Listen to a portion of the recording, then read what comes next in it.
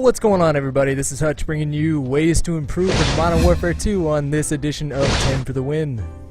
And coming in at number 10, I picked pick your kill streaks according to your skill level. So everybody likes the Harrier, the Pavlos, the AC-130s. But if you find that you're not getting a single kill streak in any game that you're playing, take it down to the UAV, the counter UAV and care package, or the sentry gun and predator missile, and that should help you out a lot. And coming in at number 9 on my list is to be a team player and shoot the air support down, especially in a free-for-all, well, maybe not free-for-all, team deathmatch, when everything is dependent on the amount of kills that your team gets. If the other team's got a Harrier, Pavlo, chopper gunner running around, pull out your cold-blooded Stinger missile class and take it down. Be a team player. Don't be a douchebag. Coming in at number 8 on my list is switch your button layout to tactical. Now, I cannot stress how important this is. When you do this, you're basically switching the actions between crouch and prone and melee. So you're pushing in your right analog stick to go prone into crouch, and your melee is now your B button. Now, knifing can be kind of a cool thing to depend on, but when you have all your bodily movements attached to 2 analog sticks like that, it gives you a great advantage in taking cover, and I would suggest that each one of you guys try and do that. And coming in at number 7 on the list is you can never go wrong with stopping power. Stopping power is a perk that's always going to work for you. Every time you shoot your gun, that perk is working for you. If you're new to the game, if you're kind of confused, you don't know what the hell is going on, basically just keep in mind that you can never go wrong with stopping power. It is probably the best all-around perk in the game. And at number 6, I pick a sensitivity that is right for you. Everybody's got different size hands, thumbs, different levels of jumpiness, nervous disorders, things like that. And the sensitivity is not going to be the same for everybody. Some people like 2, some people like 10. So what I would suggest is go around in a private match or a public match if you don't give a shit about your KD. Experiment with the sensitivities until you find one that you really feel is a perfect fit for you, because in the end, it's going to help you out a lot. Coming in at number 5, I picked learn 1 or 2 starting routes for each map. And again, this kind of depends on the game type that you're playing, because maybe you don't want to run the same route for free-for-all or for team deathmatch or domination, search and destroy, things like that.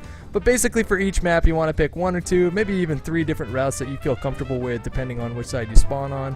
And basically stick to those. It's not a bad idea to switch them up in between rounds if you're playing search and destroy, something like that. But you want to pick a route that you feel comfortable with, and the more you play it, the more you'll understand where nade spots are, things like that. So, at number 4, I picked, if you're playing an objective game, don't be a KD whore. If you're playing domination, play for the flags. Don't play for your kill-death ratio, because if everybody focused on that, then nobody would be acting like a team, everybody would be out for themselves, and you'd basically lose every single game that you played. It's really easy just to kind of sit by flags and wait for people to run by and pick them off so that your KD looks really awesome and you can brag to your friends and things like that. But who gives a shit? Really? Honestly, who gives a shit about your KD?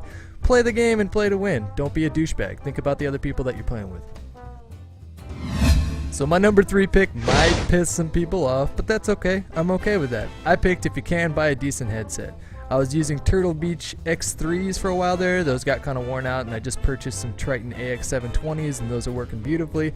Basically, if you don't have a headset, you're putting yourself at an extreme disadvantage to those that do have a headset, because they can hear your footsteps, you can't hear theirs, you don't know what to expect when turning around in a corner. Like I said, check out some different headsets, find one that fits your budget, and if you're really serious about the game, invest in one. So this was a really tough choice between picking my number 1 and my number 2, but for my number 2 I chose learn the maps front and back. Map knowledge is invaluable when you're playing any online first-person shooter, and all of us have had the experience of buying a new map or a downloadable content map pack for a game that we've already owned, and you feel like a complete noob and you do bad and you go negative, things like that, because you're not comfortable with your surroundings, you don't know different routes, you don't know how to take cover within that map, you don't know different like spawn points, things like that. Once you get the maps down, it's going to help your game out incredibly. I would suggest that you do that as quickly as possible, or I'll kill you. And controversially, coming in at my number 1 slot for ways to improve, I chose always take in your surroundings. You basically never want to sit there staring at one doorway for 5 minutes waiting for somebody to come through. If you want to play the game effectively, take in your surroundings at all times, whether that be with a headset listening for footsteps, whether that be by looking around in your general vicinity and not just staring at one fixed location. If you're always taking in your surroundings, if you're always aware of what's going on, where the enemy team is spawning, where the objective is, that's going to help your game out more than anything else, in my opinion. So there you have it. If you agree, disagree, feel free to leave a comment, as I'm sure you will. Thanks again for tuning in, and I'm Hutch. I'm taking off. I'm going. Bye-bye.